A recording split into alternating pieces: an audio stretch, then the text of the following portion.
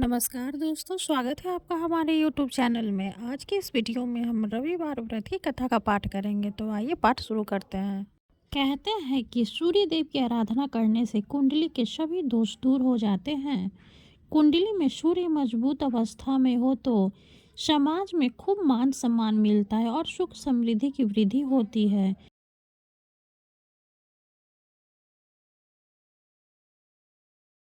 जैसे सोमवार का दिन भोलेनाथ को समर्पित किया जाता है, शनिवार शनि देव का दिन माना जाता है, ठीक उसी तरह रविवार का दिन सूर्य देव को समर्पित किया जाता है। ज्योतिष शास्त्र के मुताबिक सूर्य देव को 9 ग्रहों में राजा माना गया है। कहते हैं सूर्य देव की आराधना साधना करने से कुंडली के सभी दोष दूर हो जाते हैं। इसलिए सूर्य देव की पूजा के साथ साथ रविवार के दिन इस व्रत कथा को पढ़ने का भी बहुत महत्व है। इस कथा के अनुसार प्राचीन काल में एक नगर में एक वृद्धा रहती थी।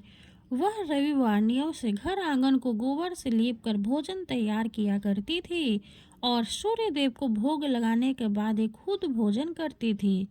ऐसा व्रत करने से उनका घर धन धान्य से पूर्ण था। हरि की कृपा घर में किसी प्रकार का विग्रह या दुख नहीं होने देती थी। घर में सब कुछ आनंद मंगल था। इसी तरह कुछ दिन बीत जाने पर वो पड़ोसन जिसके गौ का गोबर विद्या लाया करती थी, वो विचार करने लगी कि यह वृद्धा हमेशा मेरी गौ का गोबर ले जाती है। यह सोचकर उसने अपनी गाय को घर के अंदर बांधना शुरू कर दिया। गोबर न मिलने पर वृद्धा रविवार के दिन अपने घर को लीप नहीं पाई, इसलिए न उसने भोजन बनाया, न भगवान को भोग लगाया और न ही खुद भोजन किया। इस प्रकार उन्होंने निराहार व्रत किया। रात हो गई और वह भूखी ही सो गई। रात में भगवान ने उन्हें सपना दिया और भोजन न बनाने और भोग न लगाने का कारण पूछा। उस बुढ़िया ने भगवान को बताया कि गोबर न मिलने के कारण वो भोजन नहीं बना सके। तब भगवान ने कहा कि माता, हम तुमको ऐसी गौ देते हैं जिससे सभी इच्छाएं पूरी होती है, क्योंकि तुम हमेशा रविवार को गोबर से लीप कर भोजन बनाती हो और भोग लगाकर ही खुद भोजन करती हो। इससे मैं खुश होकर तुम्हें वरदान देता हूँ।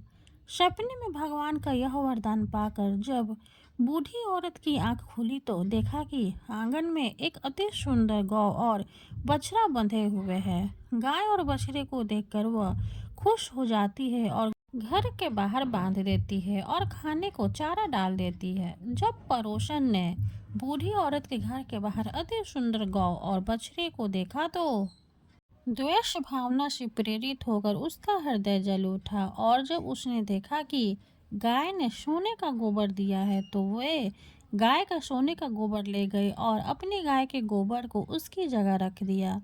रोजाना वो ऐसा करती रही और सीधी साधी बूढ़ी औरत को कानों कान इसी खबर तक नहीं होने दी। तब सर्वव्यापी ईश्वर ने सोचा कि चालाक पड़ोसन की वजह से बूढ़ी औरत ठगी जा रही है, तो उन्होंने शाम के समय अपनी माया से बड़े जोर की आंधी ला दी। आंधी के भय से बूढ़ी औरत ने अपनी गाय को अंदर बांध दिया। सुबह जब गाय ने गोबर दिया तो बूढ़ी औरत आश्चर्यचकित रह गई और फिर वो रोजाना अपनी गौ को घर के अंदर ही बांधने लगी। उधर पड़ोसन ने देखा कि गौ घर के अंदर बंधने लगी है तो उसका सोने का गोबर उठाने की चाल कामयाब नहीं हो पा रही थी। कुछ उपाय न देख पड़ोसन ने राजा की सभा में जाकर सारी बात बता दी। उसने राजा से कहा कि मेरे पड़ोसन में एक बूढ़ी औरत के पास ऐसी गाय है जो आप जैसे राजाओं के ही योग्य है। वह गौ रोजाना सोने का गोबर देती है। आप सोने से प्रजा का पालन करिए। वृद्धा उस सोने का क्या करेगी? राजा ने यह बात सुनकर अपने दूतों को वृद्धा के घर जाकर गौ लाने की आज्ञा दी। उस बूढ़ी औरत ने सुबह ईश्वर को भोग लगाकर भोजन करने ग्रहण करने ही जा रही थी।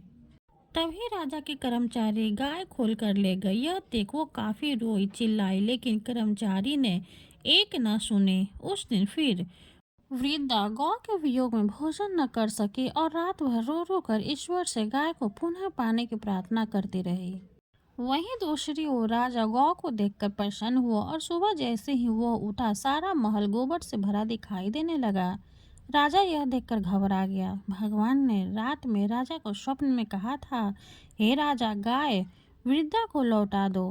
गाय को लौटा देने में ही तुम्हारी भलाई है। रविवार के व्रत से प्रसन्न होकर मैंने उसे यह गाय दी थी। सुबह होते ही राजा ने उस बूढ़ी को बुलाकर बहुत सारे धन के साथ सम्मान सहित गौ और बछड़ा लौटा दिया। इसके साथ ही पड़ोसन को बुलाकर उचित दंड भी दिया। ऐसा करने से राजा के महल की गंदगी दूर हुई और उस दिन राजा ने नगरवासियों को आदेश दिया कि अपनी समस्त मनोकामनाओं की पूर्ति के लिए रविवार का व्रत रखा करे। कथा समाप्त हुई। सूर्य भगवान की जय हो। अब हम सूर्य देव की आरती करेंगे। ओम जय सूर्य भगवान, जय हो दिनकर भगवान।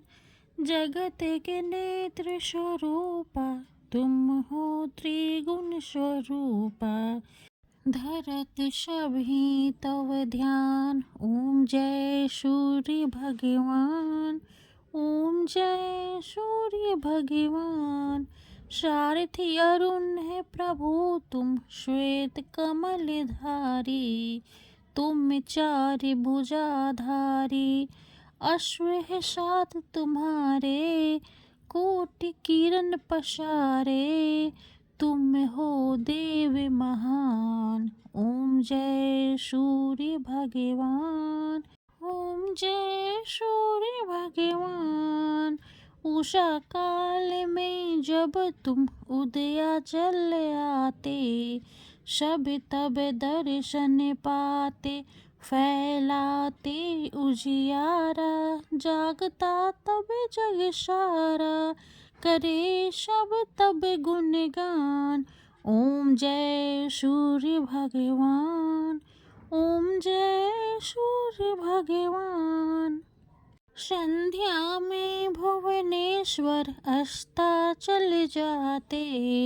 गोधन तब घर आते, को धूलि बेला में। हर घर हर आंगन में, हो तब महिमा गान। ओम जय सूर्य भगवान। ओम जय सूर्य भगवान। देव दनुज नर नारी, ऋषि मुनिवर भजते। आदित्य हृदय जपते, श्रोते ये मंगलकारी। इसकी है रचना न्यारी, दे नव जीवन दाता। ओम जय सूर्य भगवान। ओम जय सूर्य भगवान। सूर्य भगवान की जय हो। वीडियो अगर अच्छी लगे तो लाइक कर दे, चैनल को सब्सक्राइब कर दे। धन्यवाद।